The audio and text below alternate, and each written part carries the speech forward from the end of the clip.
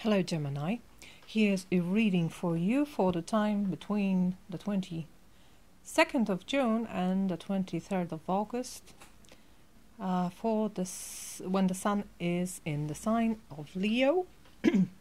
I'm sorry for being late. Anyway, probably the time you're gonna see it is the best time for you to see it. So let's just stick with this. First, I'm going to draw one card from the Art of Love tarot deck. One card for Gemini. Gemini, this one. It is this one, definitely. Okay? And then, I want to pull out 3 cards from that Druid tarot deck. That I already shuffled, and now I just need to cut it. Please guide me for Gemini. Yes, here it is. 3 cards for Gemini. Sun, Moon, or Rising. At the bottom of the deck, as a background energy for for this time, for the month, you have 2 of Wands. Look at this, it's such a beautiful card. It's projecting yourself into the future, generally. This is what I see here, projecting yourself. So you see yourself in the future, on a path, in a specific place, after making some decisions about the way you want to proceed with things. This is a dual card, and Gemini is very much about duality, choices, different facets of situations. So 2 of Wands is very much about analyzing and foreseeing and looking into the world. Where should I be? What's the best? What's the best place I can place myself in? What is the best path to follow? You wonder, and you focus your energy slowly but surely. Okay, that's it. Let's see what are other cards saying. Sorry, dog, go. I have a new dog. And he thinks he's helping, but he's not. The card from the Art of Love deck is the path, exploration. Look, so I was talking about the path, projecting yourself into the future. This is your purpose. And in 2 of Wands, you already know the purpose, but you don't know the way. But it seems the way is also becoming clearer, becoming visible as you follow your steps on it. It's all about taking steps. It's all about movement. It's all about not focusing on obstacles, but not fighting obstacles, but just moving past obstacles, because you're too fast. Your energy is too focused. This is in a traditional tarot. This is the Chariot, and the Chariot is very much about merging very different energies that are usually pulling you in different directions. So these 2 cards are going very well together as convergence. Making all those different forces to focus in one direction. You're strong enough to do it, and your vision is strong enough, and your vision is guiding you on this path. Okay, exploration. Let's look at the cards from the Druid craft. The High Priestess. So it's very much about duality here. you have 2 and 2 again, and this card is also associated with 2 because we have 2 horses in a traditional deck being seen here, the black one and the white one, or 2 sphinxes. So merging very different forces together with the help of a high priestess. This is a very spiritual card, and it's very much about being in connection with your intuition and seeing behind the veil that is in front of your eyes, the veil of all kind of illusions of the material world. But there's so much more than the material world. Here you have connection to this, the clear voice, the higher source. You're very much in tune with it. You see, it's dark here. The moon is shining, but it's a crescent moon. It's waxing. So you are going to see the full moon. And I feel you're maturing to see something very clearly and to express it. Let's look. 9 of Swords. You're not the first sign to have it. So I have this feeling that this card talks about interruption here, the interruption of the mind. The mind is always very eager to let itself in and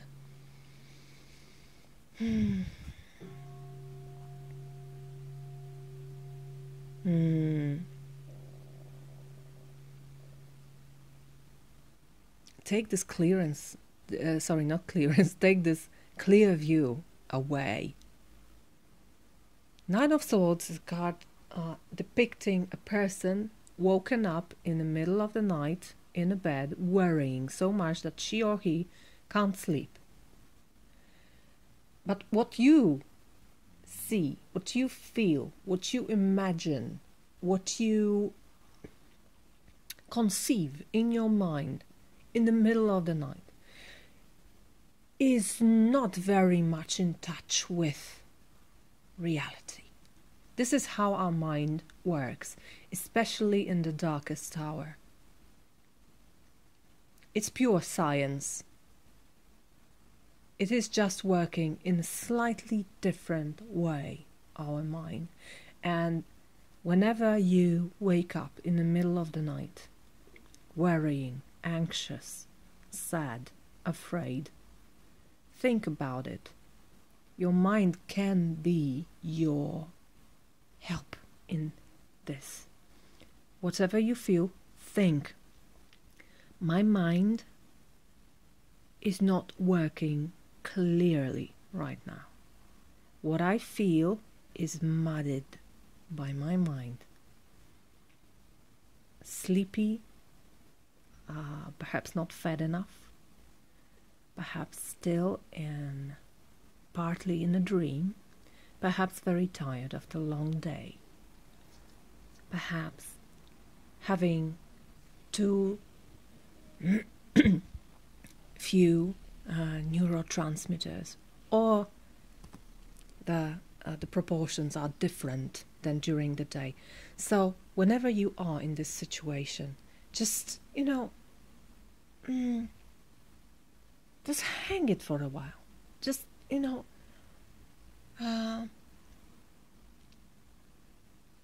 take this little leap of faith that morning will be better.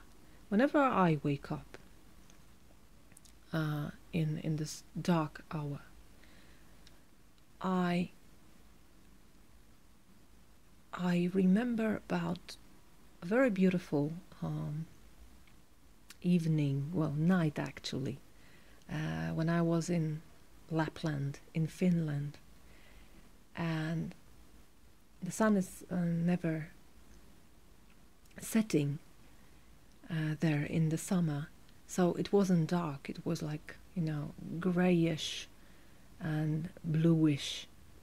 It wasn't completely bright, it wasn't completely a day, but it wasn't a night either. And I walked out of the sauna into the lake. I was completely naked, and the water in the lake was quite cool. But as I sat on the bottom of the lake with my head above the water, I was sitting completely still, and the water near my skin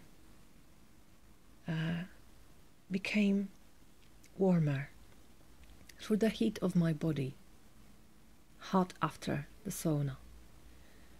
And it was a perfect, peaceful moment with a view of mountains mirrored in the lake.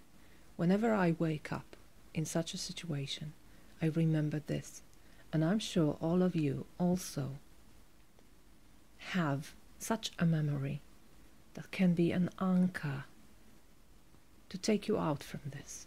I don't know who am I talking to now, but I feel some of you needed to hear this. Okay?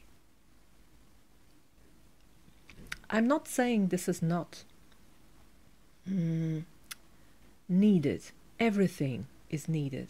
Each and every card in tarot is needed, is talking about something that can make us grow. And this situation also can make us grow, because Nine of Swords is the tension and pressure where the diamonds are born. Yes, it is. You need pressure to make a diamond. You need pressure to make a diamond. But staying in this energy for too long is going to make you ill.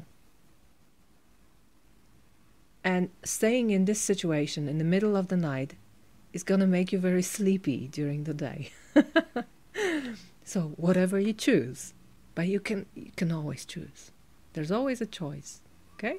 With this card and with every card, with every energy in your life. Let's look. The last card, Queen of Cups. You have your full moon here. Look.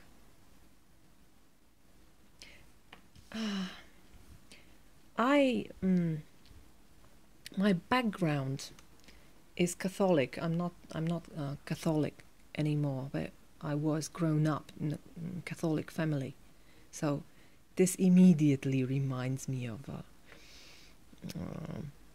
Mass and you know, the holy body of Christ. So there's something very sacred here for me. But what is sacred is not the moon, is not someone's body, it's your heart that is sacred. Look, she's worshipping the cup, worshipping of your heart that is full of love. This is the right attitude here.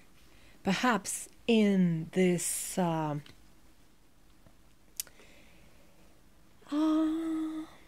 demanding situation I feel now, because here you need to make a choice of some kind, and you have this Eight of Swords underneath.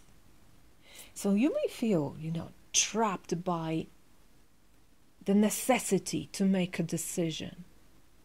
Perhaps you already feel where you want to go. Perhaps you project yourself into the future.